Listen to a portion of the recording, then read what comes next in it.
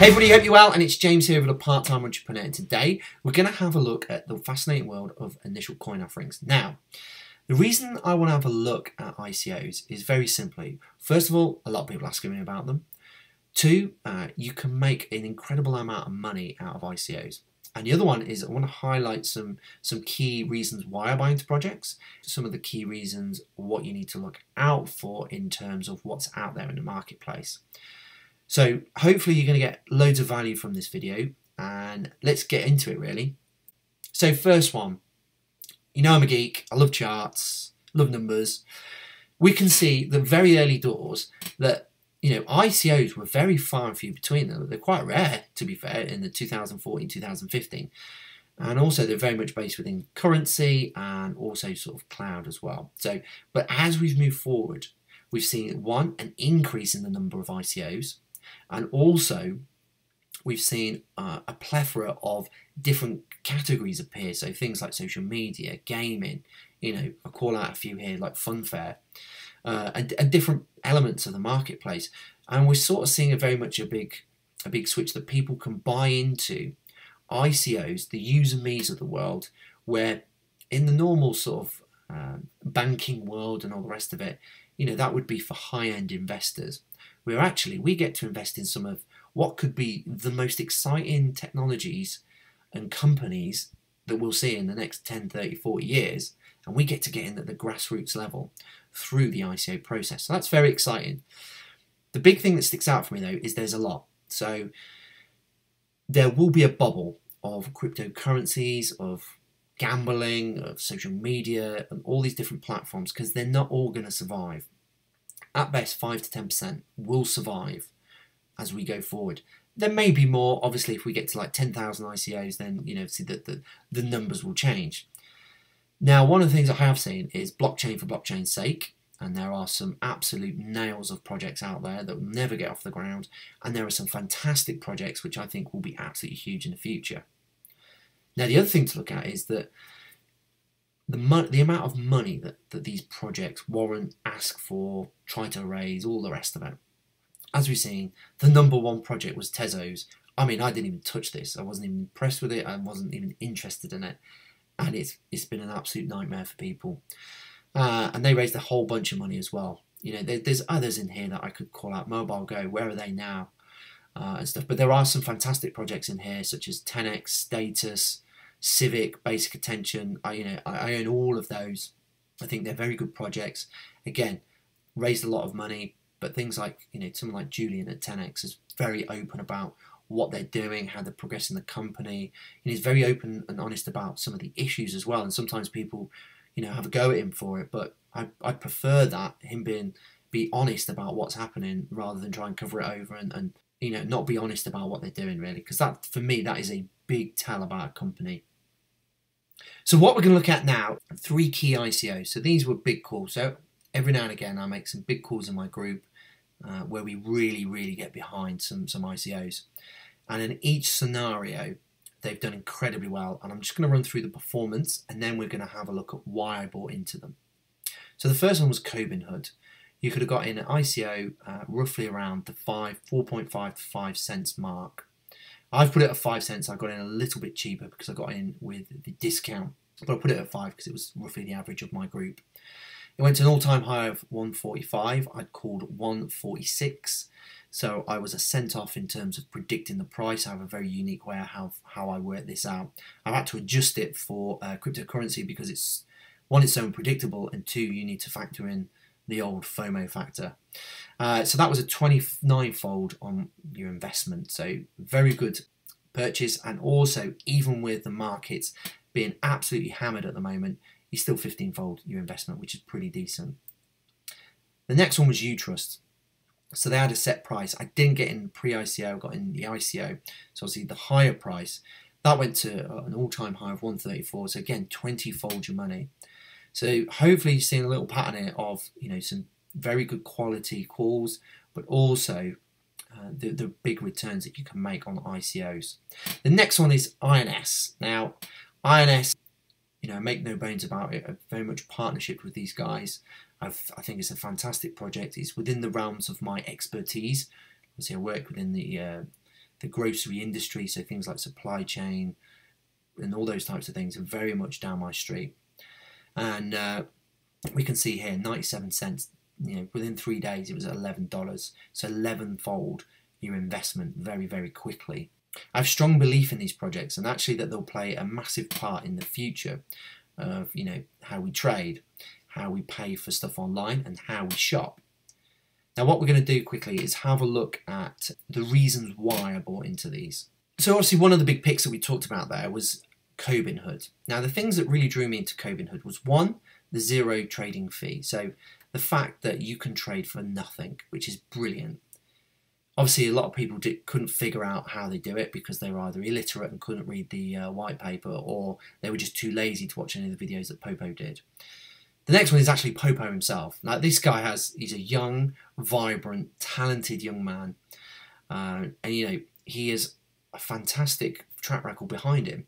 So he has a track record of delivering excellence and delivering value, and that's some key things that I look at. And also the fact that he brought some incredible people with him, so some guys from Google, and the rate that they turned this around has been fantastic. I still think there are improvements that need to be done, and hopefully they will come in the following months. But again, I think give it 6 months and these guys will be as big as Binance. The next one is Utrust. Now, I was quite big on Monetha, and then their whole ICO process was a bit of a dog's ear, and it just put me off straight away.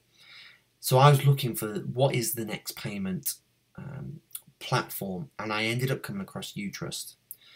And again, very solid team. That was the first thing that pulled me in. And also, when you look historically, what made PayPal so big?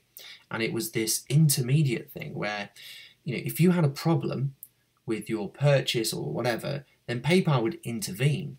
And it was really sort of like a safety measure that the people felt safe when they were online paying with their money, because now we do it and it's just every day. We go on Amazon and we're paying for stuff, and we got PayPal accounts or whatever, and it's pretty much instant. But you go back in time and that wasn't the case. We were very nervous about the internet. I remember watching a video where people were freaking out about this new thing called emails. Now we can't even bloody live without them. So there is this whole thing out there that you have to look historically at what worked and what can we apply into cryptocurrency that will work again, that will give people the confidence to come and use cryptocurrency. Because at the moment the markets are so volatile that people can't trust it, and people don't want to put their money in, even though they, because of the volatility you can make a lot of money. But most people want stability. They want to know that if they put their money in, it's not going to drop by 50% in a day. For most people that's going to give them a heart attack. For me, I mean, the size of my portfolio now is crazy. Like in a week, it can go up and down by 100 grand. Just I can open it, slide it down. It's 20 grand up, 20 grand down. It's nuts. But that's just the way it is. And once you get used to it, it's not so bad. But I think these guys will be one of the future payment systems online using cryptocurrency, and it really comes down to that fact that they have this intermediate piece where if anything goes wrong, then there's someone there to intervene and help out. Obviously it comes at a tiny cost, but I'd rather that and have the trust in the process and in the company than something like Monetha where you're just relying on some scoring system, which doesn't really give me that a lot of confidence. And I'm mad into crypto, yet it's not going to attract loads of newbies into crypto, and that's what we need. Lots of newbies to adopt crypto so it becomes mass market product basically, so everybody's using it. And this is why I really like Utrust. So the next one is INS, and for me, I'm in a very privileged position because I work within the grocery industry, so I can see what the problems are. And I also have a view of what the potential solutions are. And when I read the INS white paper, it absolutely hit the nail on the head. So for me, it was an absolute no-brainer when these guys come to fruition with such a solution. And that's probably one of my big tips is if you're in a particular industry, then go and hunt out all the ICOs within that industry, because you will have a special insight into those things. So classic example, I'm coaching a guy at the moment. He is a medical medical account manager, and he has a fantastic knowledge into that industry. I don't have a clue. I wouldn't be able to tell you. So for starters, he can have a look at all of the projects within the medical industry, and he will have a insight to what's good, what is possible, what isn't, what will work, what won't work. And then that you can whittle down maybe 5 or 6 key projects to 1 or 2 to invest in. So if you have specialist knowledge, try and hunt out those projects, because I see a lot of people come into the ICOs and they're just, what's the next ICO? Where am I going to make money? Don't take that mindset. If you start thinking just about the money, you're going to lose the plot, basically. You need to think about, what do I know? How can I apply it? And what are the good projects? And if you do that, you're not going to go too far wrong, because what you'll be able to do is basically whittle out the bullshit. And that's what you want to do, because there are, with 1,400 ICOs in the last 2 years, only 5 to 10% are going to make it long term, and the rest are going to fall to the wayside, where projects just fall apart, or they can't get the technology to work, or it doesn't get mass adoption, or whatever it is. So we just need to be really mindful about that. And some of the key reasons, again, for INS was that, what a fantastic team they have there. Very much a proven track record in the online industry, very key in Russia, and also you've got a fantastic team there. Especially, I'm going to call out Peter here. I've had many conversations with Peter to pick up the phone, talk about this. And obviously when I was reviewing the video as well, I wanted to make sure that I had all the right details, because again, I was very passionate about supporting these guys in this project, and again, will be an advocate for these guys going forward, because I just think, they've really hit the nail on the head with a real life solution to a real life problem. And again, this is going to be huge. So the other thing to look at is, who they partner with and who are their supporters. So one of the big things for me is, I talked about Civic. They're partnering with Civic. Obviously, the security piece, obviously when you go online to your shopping account, all of those things fit together very, very nicely. So you can see very quickly that not only when you start looking at INS, you'll be able to see what other projects are linking into other projects, and how they will apply and how they can get global scalability.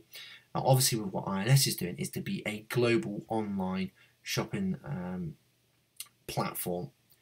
And then we look at, there's all of these supply chain things that are going to, I hear people talking about Wabi and all the rest of it. And, some of those projects are very, very good.